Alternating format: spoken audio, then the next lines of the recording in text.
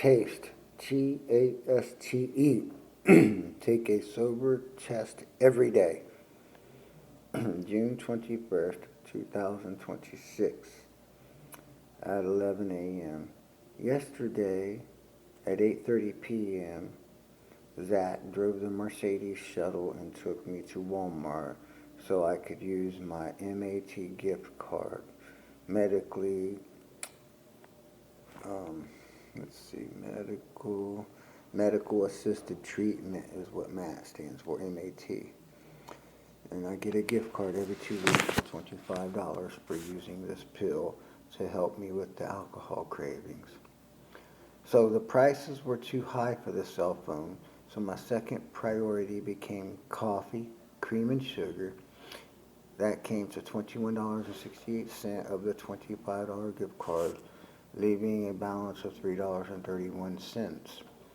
I am pre-diabetic, and the coffee with cream and sugar effectively raises my blood sugar from an average between 66 and 77 to around 125, which is when I experience a natural euphoria. At 11:52 a.m., the RM is still venting. He received a Facebook call on speaker and said, "I'm getting something to eat and going back out. I ain't got time for it." I knew that was in reference to the altercation from the other day. In his defense, he did come and get me after Zoom. Outwardly, he is pretty mild. Me, I got my sugar up and I'm elated. I also took a PRN capsule, a chill pill, as I call it. PRN means as needed. That's what they called it in jail, so I still refer to it that way. I think the medication is called naltrexone, but there is another pill with a similar name, so I'm not sure.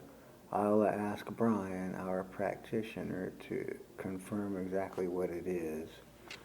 I am using a stainless steel coffee thermos that says Dr. Bob's home on it. I thought that was kind of cute. 7 o'clock p.m. On Friday, June 19th, 2026, while cleaning the toilet, sink, shower, floor, and rugs in the upstairs bathroom, I was also doing laundry. Yesterday, I washed all my clothing, and today I washed my bedding. I had to wash it again because I wet the bed last night. That is a sure sign that my internal stability has relapsed. Now I need to contact my primary care physician. I can't contact my primary care physician, my sponsor, or anyone because John's advocate confiscated the house tablet after John accused me of sneaking it out of the house. June 21st. I'm going to have to call the EMT now. The Fabuloso cleaning chemical that was used on the kitchen floor triggered an anxiety attack. 2:45 p.m. I am at Grant Hospital. The anxiety spike passed about a half hour ago, and shortly afterward I became very sleepy. I am stable now. I don't know if my blood pressure is still elevated, but it doesn't feel like it. My blood sugar tested at 105 earlier. It feels like it's around 100 now. I can accurately pinpoint its level now that I am abstinent from all chemical substances.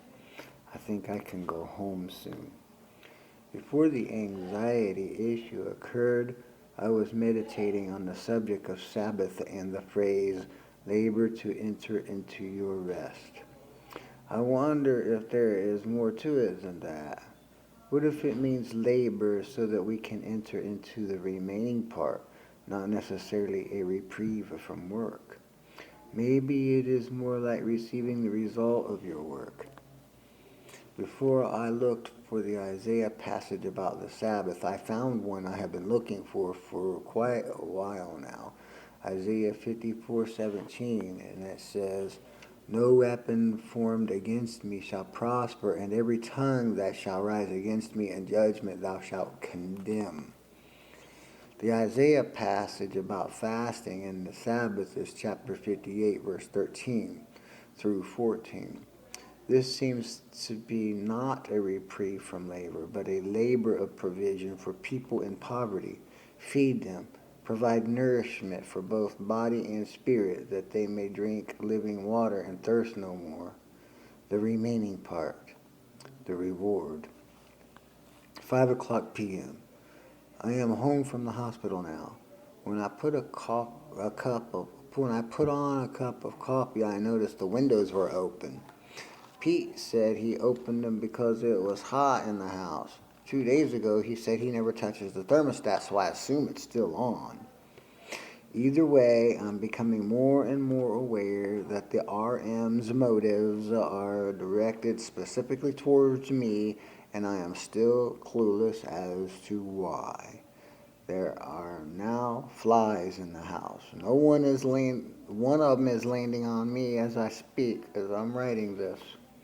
Most of the time I think it is best to leave important decisions to the ranks, but it is time for me to put in a request to transfer to the West location, especially during the grievance procedure.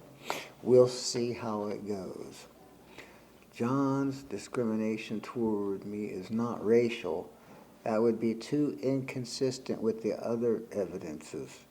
He appears to be creating circumstances that affect me directly while contradicting them with other roommates and patients.